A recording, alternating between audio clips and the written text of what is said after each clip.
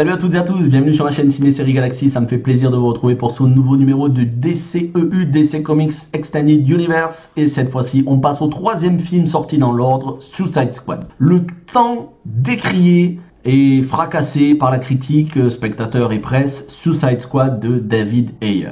Alors, comme vous le savez, et maintenant je ne vais pas me répéter non plus, constamment, c'est un avis subjectif et définitif. Je ne changerai pas d'avis, on pourra m'apporter tous les arguments qu'on veut, ça ne me fera pas changer d'avis.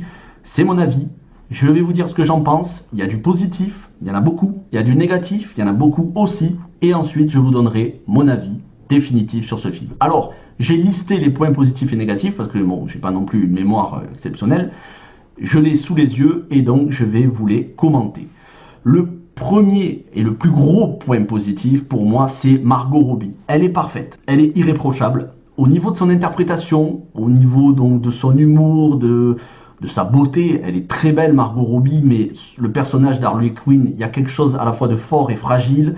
Elle veut donner de l'assurance, mais on sent qu'elle a quand même pas assez confiance en elle. Elle est impeccable. J'y reviendrai d'ailleurs dans la chronique, dans la critique de Birds of Prey. Margot Robbie, donc gros point fort du film. Will Smith est un autre point fort du film. J'ai trouvé que c'était un de ses meilleurs rôles depuis un de ses meilleurs rôles d'action, bien évidemment, parce qu'il fait aussi des rôles de film d'auteur. Mais là, Will Smith, il m'a convaincu en Deadshot. J'ai trouvé qu'il était très bon. Et d'ailleurs, son duo avec Joel Kinnaman fonctionne très bien. D'abord, les mecs se détestent et ensuite ils finissent par s'apprécier et se respecter. Pour moi, ça fonctionne. Jay Hernandez qui est charismatique dans son rôle de Chato Santana, El Diablo, qui sait manipuler avec la pyrokinésie, qui sait manipuler le feu. Lui aussi, j'ai trouvé qu'il était bon dans le film et que les scènes où il apparaissait, en tout cas dans les moments d'action, à la fois dans ses moments personnels, il y avait de l'émotion sur la perte de sa famille, et dans les moments d'action, il était très charismatique, limite épique. Mais attention, épique est un bien grand mot. Mais c'est parmi les meilleures scènes pour moi de Suicide Squad, celle où il y a Chato Santana qui utilise ses pouvoirs. Donc comme je le disais, l'humour de Margot Robbie est excellent, et je dirais même que l'humour d'une manière générale sur tout le film est un point positif. Et au cinéma, je n'avais pas apprécié Jai Courtney dans son rôle de Captain Boomerang, et en revoyant le film, je l'ai un peu plus apprécié, donc même l'humour de Jai Courtney dans le film ne me dérange pas. L'humour, l'attachement à certains personnages, y compris au personnage de Cara Delevingne, June Munro, et j'ai trouvé qu'il y avait du potentiel, et surtout il y avait de l'émotion entre elle et Joel Kinnaman. Après, Cara Delevingne, quoi qu'on en dise, c'est une bonne actrice. Je vous invite à regarder La face cachée de Margot, où elle joue dans le film, elle a le rôle principal. C'est une plutôt bonne actrice. Et puis il y avait du potentiel aussi sur son personnage d'enchanteresse, mais comme le potentiel a été gâché, ça terminera dans les points négatifs. Deux autres points positifs, l'introduction du film.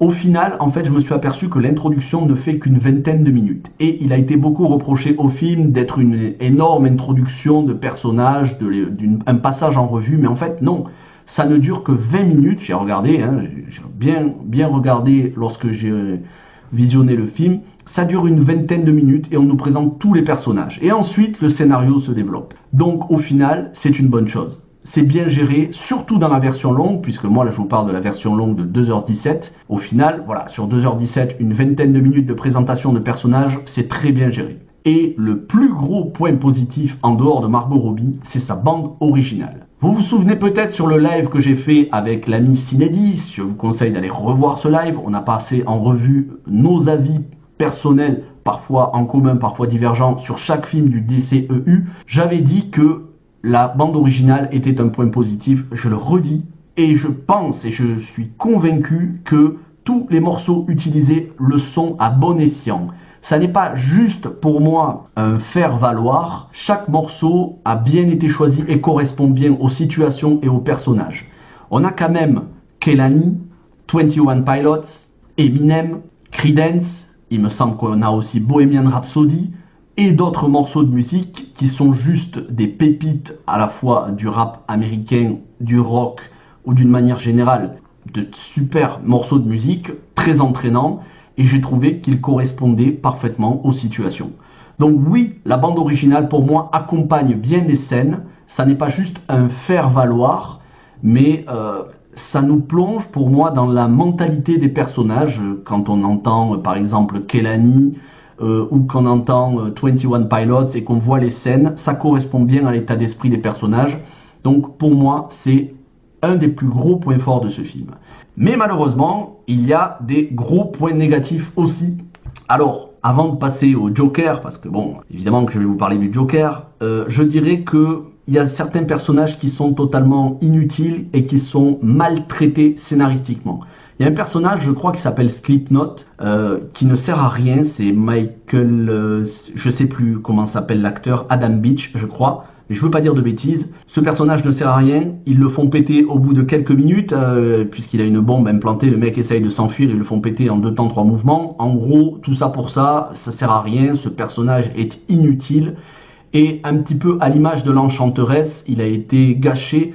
L'Enchanteresse, par contre, avait un énorme potentiel parce qu'on apprend qu'elle a plusieurs milliers d'années. Et puis, il y a un côté magique, pas seulement supra-humain, mais il y a vraiment un côté sorcellerie, magie. Ça aurait pu être travaillé.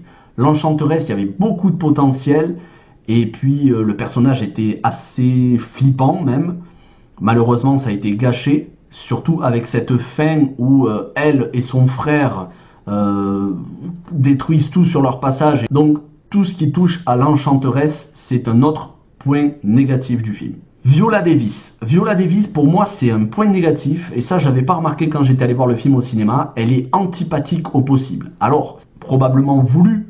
Mais moi, je me rappelle de la Amanda Waller qu'il y a dans le Arrowverse, qui est mais bien meilleure que Viola Davis. Et pourtant, Viola Davis, c'est une super actrice.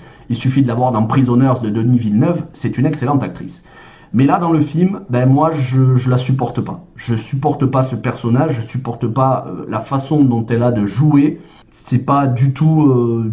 pour moi, c'est pas du tout attachant, on s'attache pas au personnage. C'était peut-être le but, de pas s'attacher au personnage, mais pour moi, ben, c'est frustrant. Et ça m'a agacé pendant tout le film. J'en viens aux 2 derniers points négatifs. Ben, le Joker, mais je veux pas non plus enfoncer sans arrêt Jared Leto. Oui, le Joker, il est ridicule, il est pas charismatique, il est pas dans l'esprit des Jokers de l'univers Batman, que ce soit de celui de Tim Burton, que ce soit bien évidemment Heath Ledger ou même le Joker de Todd Phillips. Par contre, au vu des 2 photos que l'on a eues pour la Snyder Cut, je pense que le rôle joué par Jared Leto devait être bien meilleur à l'origine et se révélera au final bien meilleur dans la Snyder Cut. Et donc, je jette pas entièrement la pierre à Jared Leto. Je pense qu'il s'est donné à fond dans le rôle, mais que ont été gardées les moins bonnes scènes pour lui. Est-ce que c'est la faute de David Ayer? Est-ce que c'est la faute des financiers? On ne saura probablement jamais l'entière vérité. Mais ce qu'on sait, c'est que les financiers ont voulu faire un film PG-13 au lieu de Rated R, c'est-à-dire tout public au lieu d'interdire moins de 12 ans. Et du coup, on se retrouve avec presque pas de sang dans un film où on est censé quand même avoir des psychopathes en tant que héros qui se confrontent à des monstres. Il aurait fallu un petit peu plus de gore. Je suis pas fan de tout ce qui est gore, mais à un moment donné, quand c'est nécessaire, il le faut. Et donc, je dis pas qu'il fallait sombrer dans la violence gratuite, mais le fait que ce soit tout public, ça plombe le film et ça le rend non pas sans saveur, parce que j'ai pris du plaisir à regarder le film, mais ça le rend superficiel. Voilà, mon sentiment général, c'est que on est passé à côté, qu'il y avait un gros potentiel qui a été charcuté pour des raisons, tout simplement sortir en salle, faire un film tout public. Je pense que la version finale a échappé à David Ayer, ça n'est pas ce qu'il voulait faire. D'ailleurs, il le clame haut et fort, il veut une Ayer Cut, tout comme Zack Snyder l'a eu. Et moi, je suis pour qu'on ait une David Ayer Cut, donc avec le hashtag release de Ayer Cut. Et je pense que si tous les fans se mobilisaient, on aurait un Suicide Squad bien meilleur que ce qu'on a eu au cinéma. En tout cas, j'ai pris du plaisir à le voir au cinéma quand il était sorti. J'ai pris du plaisir à le revoir cette fois-ci avant d'en faire la critique. Mais pour vous donner un avis peut-être un peu différent du mien, je vais laisser la parole à un YouTuber spécialisé en DC Comics, qui a une chaîne spécialisée en DC Comics. Il s'agit de l'ami Le Rat de Gotham, avec qui je fais régulièrement des vidéos ensemble. On a eu l'occasion de faire plusieurs vidéos ensemble. Il participera à d'autres vidéos justement de critiques. Je lui laisse la parole. je le laisse donner son avis et on se retrouvera pour la fin de la vidéo. Bonsoir. Ça n'a pas été sans mal, mais je les tiens enfin.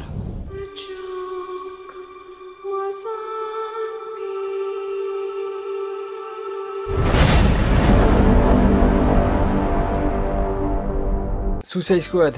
Ah, pour parler de ce film, j'ai l'impression d'en avoir parlé au moins 20 fois pour dire exactement la même chose. Ce film est divertissant, mais derrière, voilà, on devait traiter des méchants, on devait avoir une équipe de méchants qui devait justement être des héros, mais rester quand même des méchants.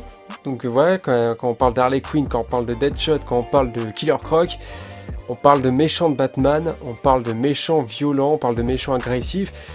On a un film qui te vendait quelque chose de plutôt bien à la première bande-annonce, mais au final, on a eu un film vraiment, mais alors vraiment pas terrible. Pas terrible, mais divertissant, je le redis, parce que on passe quand même un bon moment. J'ai vu ce film plusieurs fois, je l'ai vu aussi en version longue, bon, qui rajoute 9 minutes. On a un film qui, en termes de film blockbuster, en film divertissant, qui passe, qui se regarde. Mais si tu le regardes en tant que film DC Comics, non, tu vas le détester ce film. Enfin, tu vas le détester. Will Smith qui, je trouve en Deadshot, ça marche pas du tout.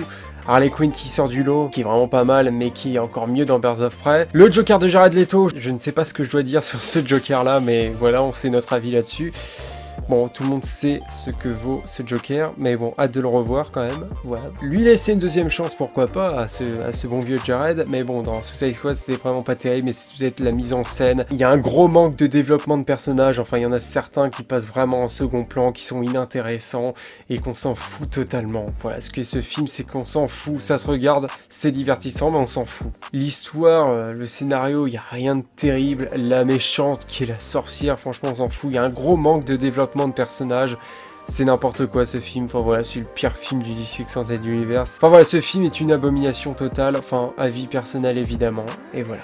Ben merci à toi le rat de Gotham de nous avoir donné ton avis. On a des choses en commun, on a des choses sur lesquelles on diverge sur ce film-là. Mais en tout cas, voilà, vous avez un avis complet, mon avis définitif. On se retrouve la semaine prochaine pour le film suivant du DCEU. En attendant, retrouvez-moi pour de nouvelles critiques de films, de séries. Régalez-vous. Merci à tous d'avoir regardé cette vidéo et à ceux qui laisseront des pouces bleus, qui s'abonneront et qui me laisseront un petit commentaire. Et en attendant, je vous dis passez une bonne semaine, un bon week-end. Ciao tout le monde.